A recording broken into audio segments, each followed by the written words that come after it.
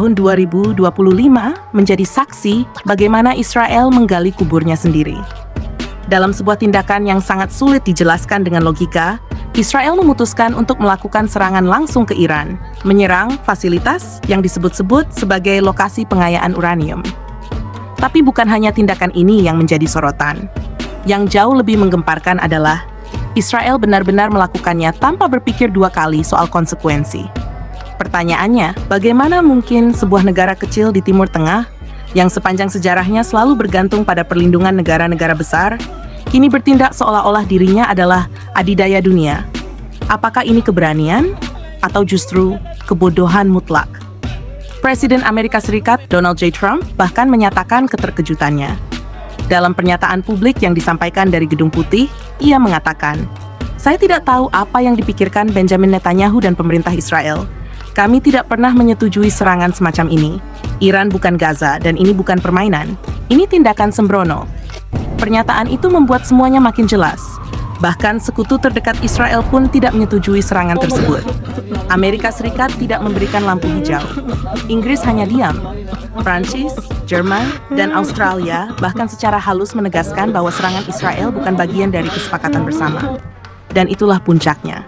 Kesombongan Israel benar-benar membuat sekutu-sekutunya muak. Iran bukan Hamas, bukan kelompok gerilyawan. Iran adalah negara dengan kekuatan militer terbesar kedua di Asia Barat setelah Turki. Dan yang terpenting, intelijen Iran adalah salah satu yang terbaik di dunia. Iran tidak menggertak. Begitu fasilitas nuklirnya diserang, Iran tidak berkoar-koar seperti Israel yang selalu menjerit ke dunia setiap kali ditempleng. Iran langsung bertindak. Jumat malam, tanggal 4 bulan April tahun 2025, menjadi malam paling menakutkan bagi seluruh warga Israel. Langit Israel berwarna merah. Rudal-rudal Iran yang disebut oleh Menteri Pertahanan Iran sebagai bayi-bayi kecil, mulai menghujani kota-kota besar di Israel. Tel Aviv, Haifa, hingga perbatasan utara Lebanon, tak ada yang luput dari serangan. Sirene meraung, bunker-bunker penuh sesak, warga Israel panik, tak bisa tidur, tak bisa makan, dan untuk pertama kalinya sejak berdiri tahun 1948, warga Israel merasakan kehidupan seperti yang dirasakan warga Palestina setiap hari. Ketakutan, kelaparan, dan kehilangan tempat tinggal. Israel mencoba mengandalkan sistem pertahanan Iron Dome yang katanya tercanggih di dunia. Tapi sistem itu tidak bisa membendung semua rudal. Dari 2.500 rudal yang ditembakkan Iran malam itu, hanya sekitar 500 yang berhasil dicegat. Artinya 2.000 rudal meledak di berbagai wilayah Israel. Dan itu, kata Iran, baru permulaan. Iran tidak sedang bermain. Mereka mengeluarkan pernyataan resmi.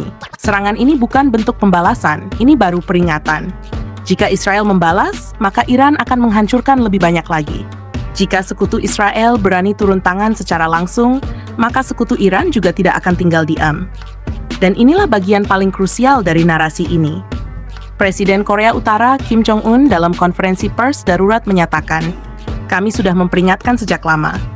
Jika negara manapun mencoba menyentuh Iran dengan alasan membantu Israel, maka kami tidak akan tinggal diam.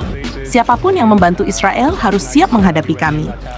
Dan Korea Utara bukan satu-satunya. Rusia yang saat ini mempererat hubungan pertahanan dengan Iran melalui juru bicara Kementerian Pertahanannya menyatakan, "Kami sedang memantau situasi. Jika Iran diserang oleh pihak ketiga, maka kami akan meninjau kembali kebijakan militer kami terhadap wilayah Timur Tengah." Iran tidak sendiri. China juga mengirim sinyal keras. Mereka menyerukan seluruh kekuatan adidaya untuk tidak ikut campur. Tapi jika perang tak terelakkan, mereka akan mempertimbangkan posisi bersama negara-negara sekutu timur. Israel akhirnya sadar, mereka benar-benar sendirian. Sekutunya memang membantu. Amerika Serikat, Inggris, dan Prancis mengirim persenjataan canggih, drone, rudal, bahkan sistem komunikasi militer terbaru. Tapi satu hal yang mereka tidak berikan, kehadiran militer langsung. Tidak ada pasukan asing yang diturunkan ke Israel. Tidak ada jet tempur AS yang terbang dari kapal induk. Tidak ada kapal perang NATO yang mendekati Selat Hormuz. Semua sekutu Israel hanya membantu dari belakang. Mengapa? Karena mereka tahu, jika mereka terlibat secara langsung, itu artinya Perang Dunia Ketiga akan dimulai. Iran bukan Irak, Iran bukan Suriah, Iran bukan Libya. Iran adalah negara dengan jaringan pertahanan multinasional. Dan semua pihak menyadari, Jika satu peluru ditembakkan ke Teheran oleh negara besar sekutu Israel, maka peluru balasan akan menghantam Tel Aviv, Washington, London, dan Paris secara bersamaan. Ini bukan ancaman kosong. Ini realita geopolitik global 2025. Israel berharap sekutu datang menyelamatkan mereka. Tapi kini, mereka hanya bisa menerima persenjataan dan doa. Bahkan Donald Trump secara gamblang mengatakan, kami tidak bisa mempertaruhkan kepentingan nasional kami demi menyelamatkan kesalahan strategi negara lain. Apa artinya itu? Artinya, Israel kini harus menghadapi Iran sendirian. Iran tahu ini adalah momentum terbaik mereka. Israel sedang sendirian, sedang panik, sedang kehilangan kepercayaan diri, sedang dilanda konflik internal, dan sedang dihantam ribuan rudal. Iran benar-benar memulai peringatan. Dan ini baru serangan tahap awal. Iran menyebutnya bayi rudal. Rudal-rudal terkecil mereka yang bahkan tidak perlu dioperasikan dengan sistem kendali canggih. Padahal Iran masih menyimpan jutaan rudal tanggung, rudal ukuran sedang, rudal besar, dan rudal raksasa yang belum pernah terlihat oleh satu pun mata intelijen barat. Iran juga belum menyentuh persenjataan nuklir mereka. Bayangkan, hanya dengan rudal bayi, sistem pertahanan Iron Dome Israel yang katanya terbaik di dunia, lumpuh tak berdaya. Dan Iran menyatakan, kami belum mulai apa-apa. Jika Israel membalas 1 kali, kami balas 10 kali. Jika mereka terus melawan, kami hancurkan mereka sedikit demi sedikit. Kami tahu siapa yang berdiri di belakang mereka. Kami tahu kekuatan mereka. Tapi kami juga tahu titik lemahnya. Dan kami siap. Kini, pemerintah Israel benar-benar panik. Semua simbol Israel di seluruh dunia diperintahkan untuk dicopot. Bendera Israel tak boleh terlihat di tempat umum. Kedutaan besar Israel di berbagai negara mengaktifkan jalur darurat.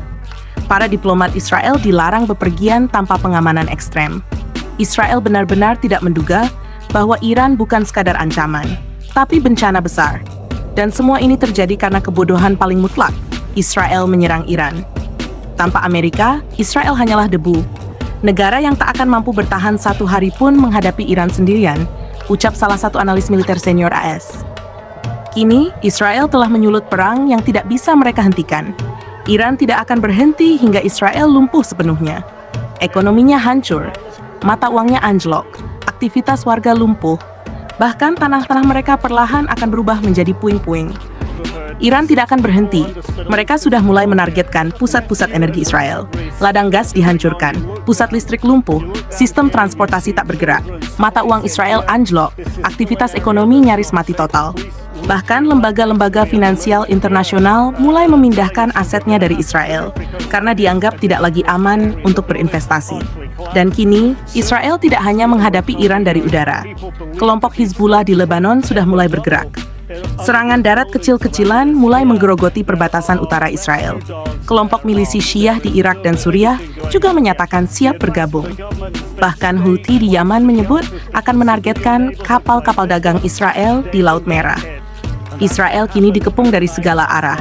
Netanyahu, yang awalnya percaya diri, kini mulai kehilangan kendali.